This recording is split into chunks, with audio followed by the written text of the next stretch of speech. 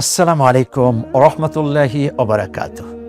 সুপ্রিয় দর্শক, কুরবানি উপলক্ষে নগদ ইসলামিকের পক্ষ থেকে সকলকে জানাচ্ছি আন্তরিক মোবারকবাদ। আজ কথা বলবো একই গরুতে বা একই পশুতে ৬০টি শরিক হলে কোন কোন বিষয়গুলিতে বিশেষভাবে খেয়াল রাখতে হবে। ১ নাম্বার, প্রত্যেকেরই মন আল্লাহর জন্য হতে হবে। ২ নাম্বার, অর্থ হালাল হতে হবে। ৩ নাম্বার, গোশত খাওয়া উদ্দেশ্য এমনটি না। কেন? আল্লাহ বলছেন লা ইয়ানালুল্লাহা লুহুমুহা ওয়ালা দিমাউহা ওয়ালাকিন ইয়ানালুহুত তাকওয়া মিনকুম। কখনোই আল্লাহর কাছে গোশত বা রক্ত পৌঁছে না, পৌঁছে হলো তার তাকওয়া। অতএব ৭ জনের এই তাকওয়া ঠিক রাখতে হবে। এরপরে হলো আগেই আলোচনা করে নেওয়া ভালো যে বন্ধু, আমরা কোরবানি করতেছি কিন্তু আল্লাহর জন্য।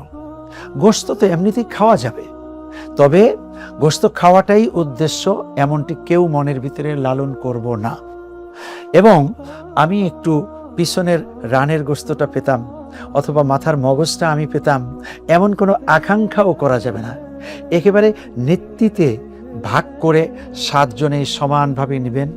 আর যদি এমন হয় ৭ জনের এই একমতের ভিত্তিতে এখান থেকে ৩ ভাগের ১ ভাগ গরিব দুঃখী অসহায় মানুষের মাঝে বিতরণের জন্য আপনারা ওই জায়গায় ভাগ করবেন, এই সবগুলো ঠিক আছে। তবে অবশ্যই যাতে নিজেদের মনের মধ্যে খারাপ কোনো আকাঙ্ক্ষা না এসে যায়।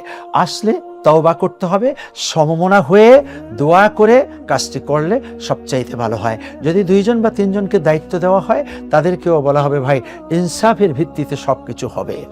আমরা কেবলমাত্র একমাত্র ওই আয়াতের উপরে আমল করব, ইন্না সলাতি ওয়া নুসুকি ওয়া মাহইয়ায়া ওয়া মামাতি লিল্লাহি রাব্বিল আলামিন।